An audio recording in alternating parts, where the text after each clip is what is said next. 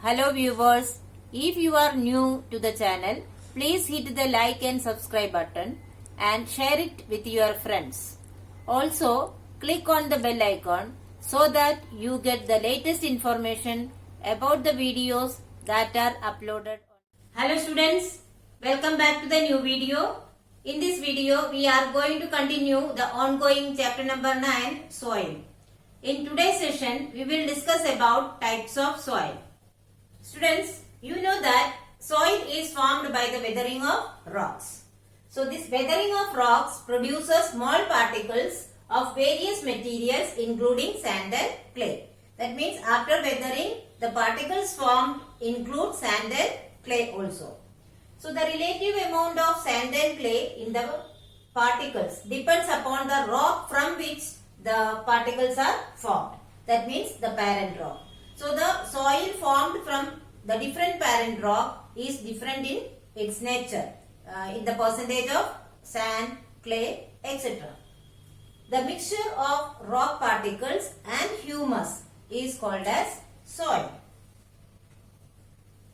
So when we take the rock particles and the humus together, we call it as soil. Further, living organisms such as bacteria, earthworm and plant roots are also an important part of the soil.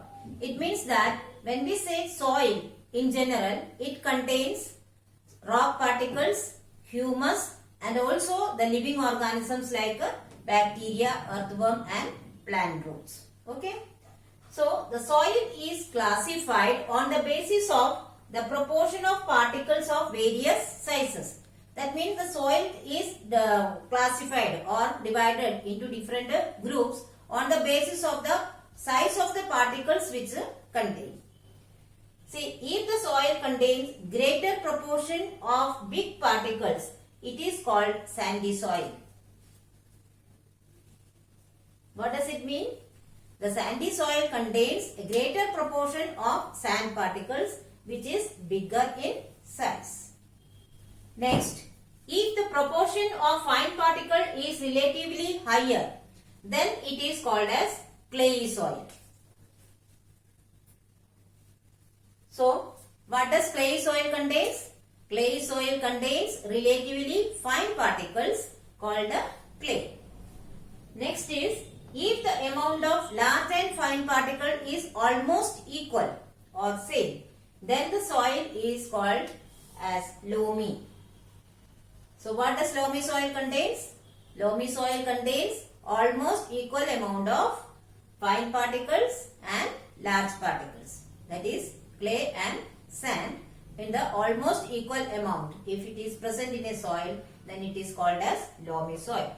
So we can say that the soil is classified as sandy, clayey and loamy.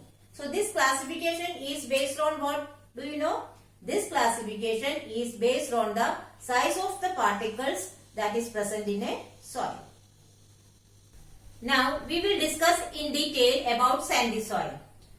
Sandy soil has large proportion of sand in it and a very little amount of silt and clay. That is why the soil get the name sandy soil, because it contains large amount of sand and very little amount of clay and silt.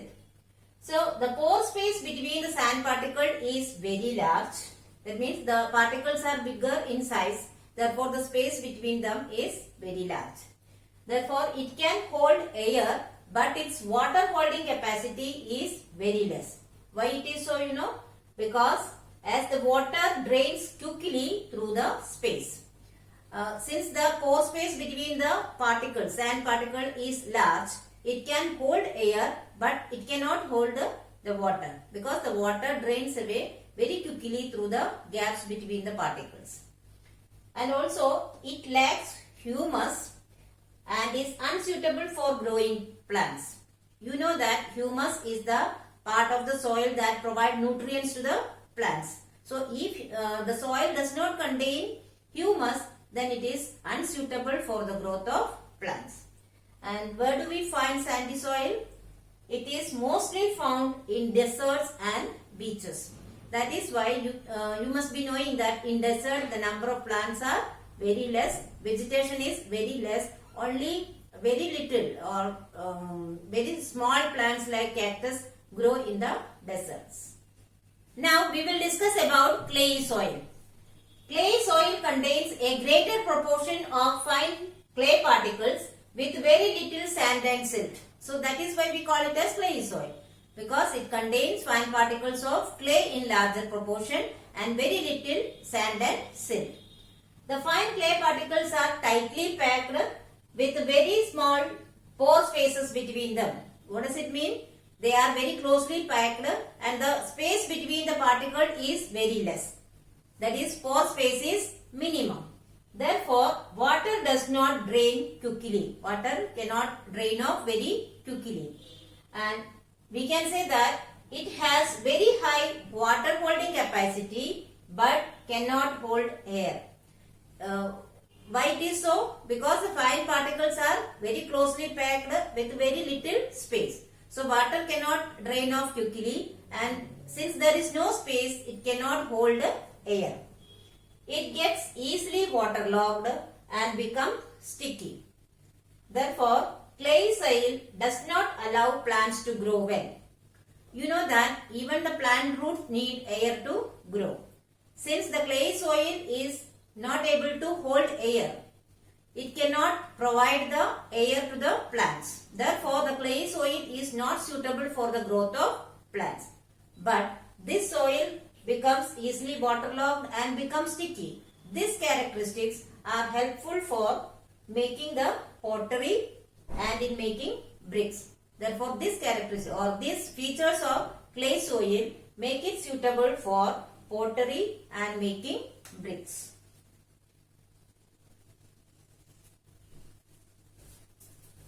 Moving further, now we will discuss about loamy soil.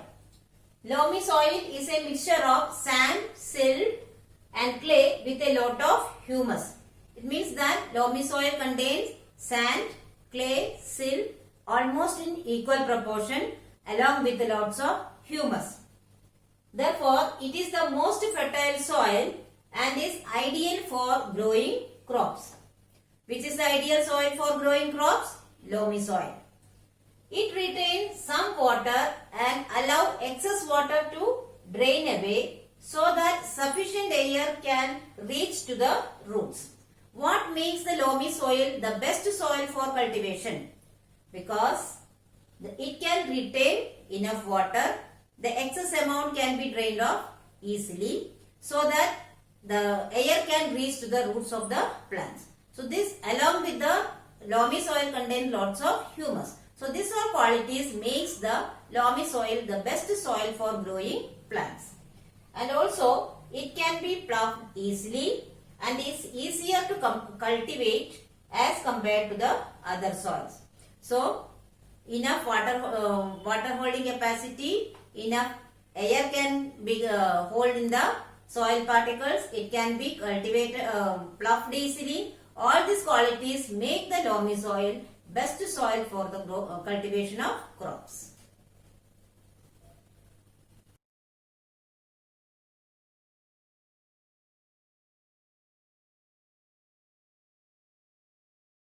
So students, I hope you have understood the topics very well.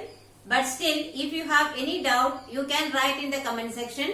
I will surely try to solve it as soon as possible.